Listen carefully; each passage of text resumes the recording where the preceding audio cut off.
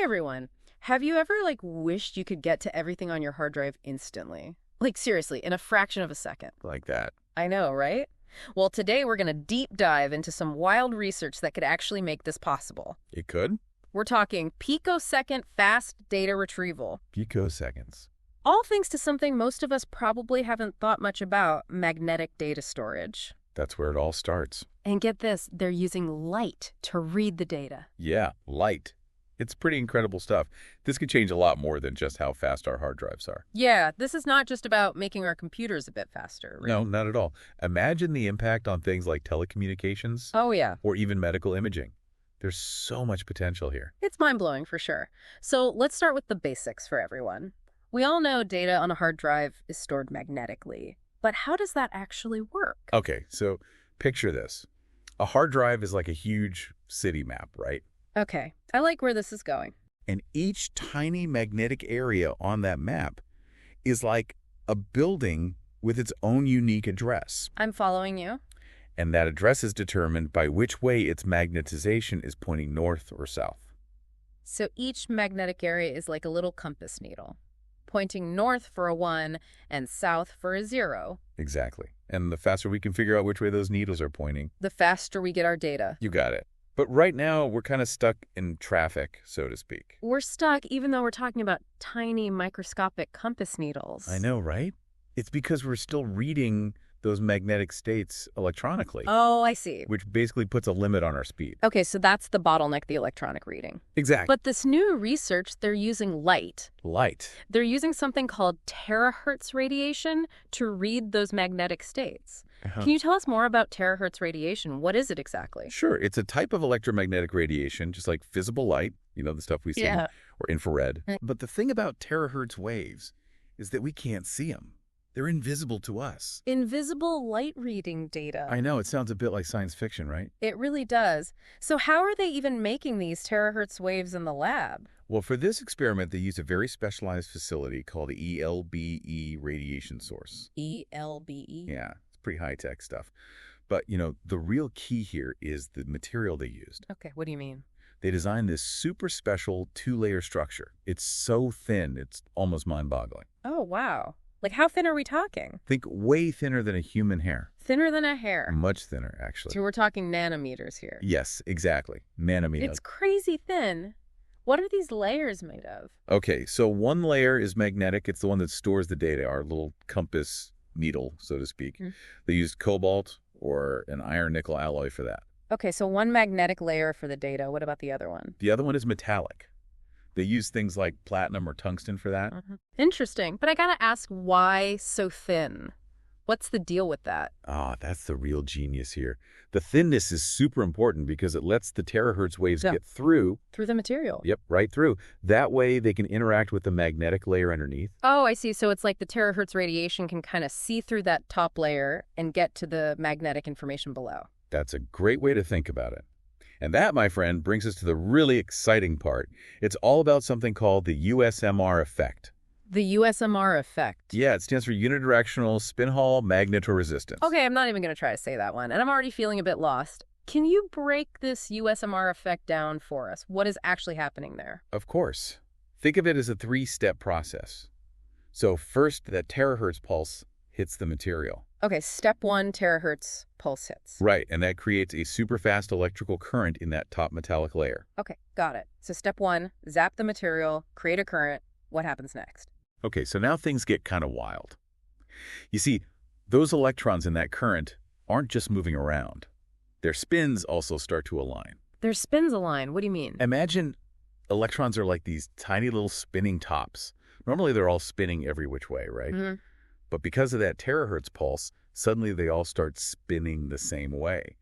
And this creates what we call a spin current. So the electrons are all lining up and spinning together. Exactly, like a synchronized dance. And this spin current, where does it go? It actually flows sideways, perpendicular to the layers. Wait, so they're spinning together and moving sideways? This is getting pretty crazy. It is, but it's about to get even crazier. So this electron conga line, it bumps right up against that magnetic layer, our compass needle, remember? Right, our compass needle. So what happens then? Well, here's the thing. Depending on which way that compass needle is pointing, north or south, or 1 or 0, It's either going to attract or repel certain electron spins. So it's like the magnetic layer is a bouncer at a club, and only certain electron spins can get in. That's a perfect analogy. And because of this very selective bouncer, the electrical resistance right at the interface between those two layers, it changes depending on which way the magnetization is pointing. That's the USMR effect. You got it. We've created this super fast, spin-sensitive electrical current. That's incredible. But how do we actually read it? How do we know if we're looking at a 1 or a 0?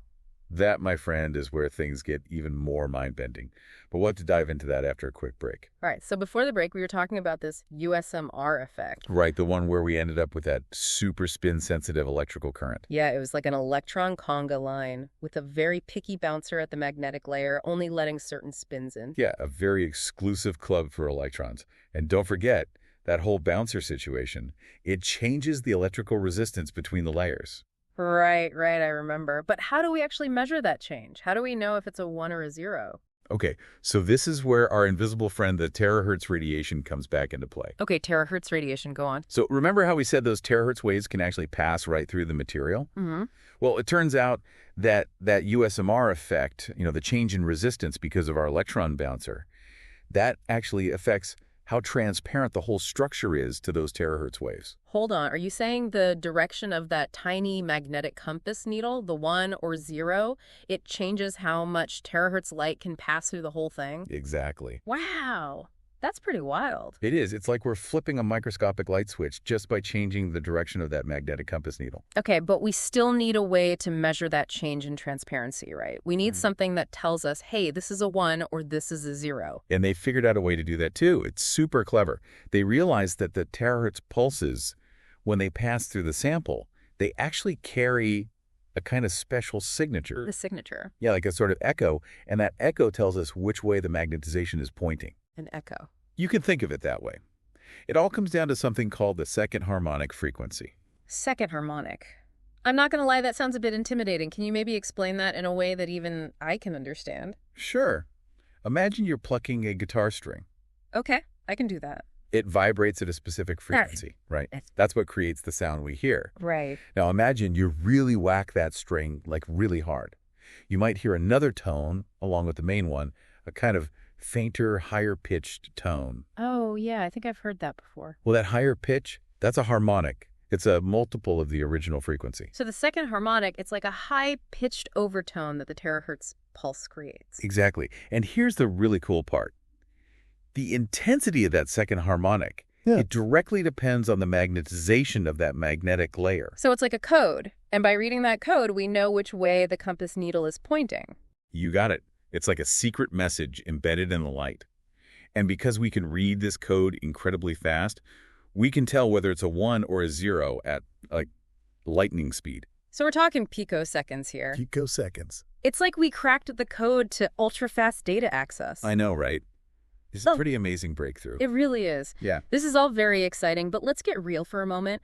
How practical is all of this? Will we be seeing terahertz-powered hard drives on store shelves anytime soon? Well, it's definitely still early days. While this research is incredibly promising, there are still some challenges to overcome before we see terahertz drives in our laptops. Oh, like what kind of challenges? What's standing in the way? One of the biggest hurdles is the size and complexity of the terahertz sources. Remember we talked about that ELBE radiation source? Right, that big facility. The thing is huge. Yeah. We would need to find a way to make much smaller and more efficient terahertz sources if we want this to work in everyday devices. So shrinking the technology is a big one. Yeah. Anything else? We also need to think about the sensors, the ones that actually detect that second harmonic frequency. They need to be super sensitive to pick up these really faint signals accurately. And reliably, especially if we're talking about ultra-fast data transfer. Exactly. So it's not just about generating the terahertz light. It's also about being able to read that signal with incredible precision. So it sounds like we need breakthroughs on multiple fronts before this becomes a reality. That's true. But the potential payoff is huge. Imagine the possibilities. It's like opening a door to a whole new world. Exactly. And even if we don't have terahertz hard drives next week, it's clear that the future of data is looking pretty bright, and very, very fast. Blazing fast. Yeah. But we've talked about the how and the when. What about the why? Why should our listeners care about this? What are the big implications of this technology? That's what makes this research so fascinating. It's not just a cool science project.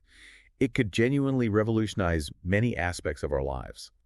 We're talking about a world where we can move and process huge amounts of data at speeds that were unimaginable just a few years ago. Okay, lay it on me. I'm ready to be blown away again.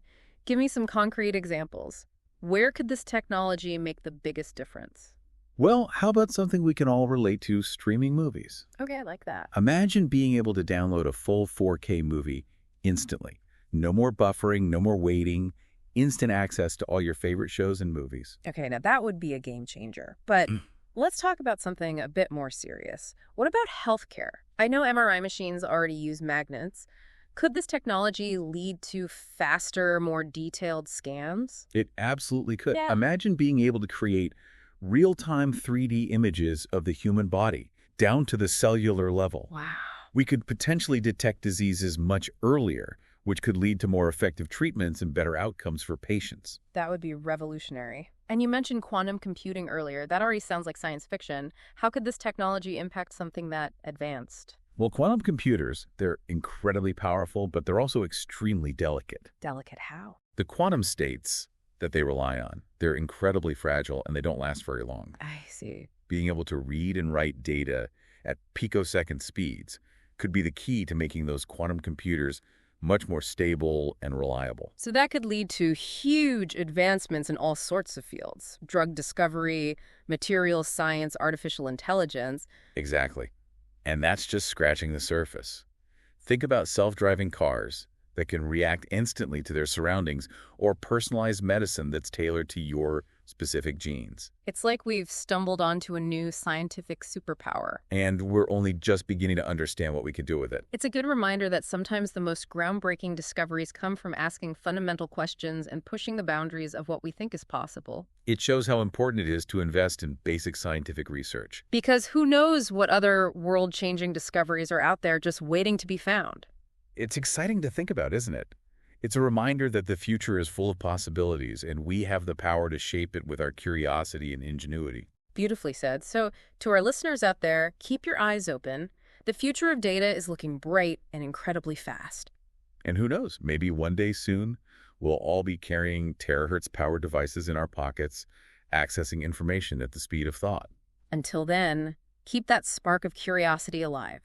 Never stop questioning, exploring, and imagining what the future might hold. Couldn't have said it better myself. That's a wrap for our deep dive into the world of ultra-fast data. Thanks for listening, everyone.